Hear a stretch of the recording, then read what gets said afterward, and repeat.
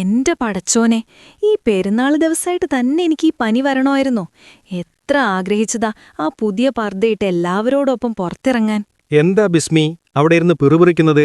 പനി അത്ര കൂടിയിട്ടുണ്ടോ? ഓഹോ, കാര്യമെന്താന്ന് എനിക്ക് മനസ്സിലായി. നീ ആ പുതിയ പർദ്ദ നോക്കി വെള്ളമിറക്കുവാണല്ലേ? പനി വന്ന സ്ഥിതിക്ക് ഇനി അതിട്ടിട്ട് കാര്യമില്ലല്ലോ. ഈ പെരുന്നാളിന് അത് അലമാരയിൽ തന്നെ ഇരിക്കട്ടെ. എന്തു പറയാനാ, എനിക്കിപ്പോ ഇങ്ങനെ കിടപ്പിലായിപ്പോയില്ലേ. എന്റെ പർദ്ദ പുറത്തൊന്ന് കാണിക്കാൻ പറ്റാത്ത കാര്യം ഓർത്തുമ്പഴാ. അല്ല ബിസ്മി, നിനക്ക് പുറത്തിറങ്ങാൻ പറ്റില്ലെങ്കിൽ വേണ്ട. അതിനിപ്പോ എന്താ? നിന്റെ പർദ്ദയെങ്കിലും ഞാനൊന്ന് പുറം ലോകം കാണിച്ചു തരാം. അതെങ്ങനെ? ഞാൻ പോവാതെ പർദ്ദ എങ്ങനെ പുറത്തു പോകും? അതൊക്കെ ഞാൻ നോക്കിക്കോളാം. നീ ആ പർദ്ദ ഇങ്ങെടുത്തേ. ഞാൻ പോയി നമ്മുടെ ബൈക്കിന്റെ പിന്നിൽ 2 കമ്പി നാട്ടിയിട്ട് വരാം. എന്നിട്ട് ആ പർദ്ദ അതിൽ കെട്ടാം. എന്നിട്ട് നീ ഇരുന്ന് കാറ്റ് കൊള്ളുന്നതുപോലെ ഞാൻ ബൈക്ക് ഓടിച്ച് ഈ ഊര് മൊത്തം കറങ്ങും. പോരെ? എന്റെ പൊന്നോ, നിങ്ങളെ സമ്മതിക്കണം.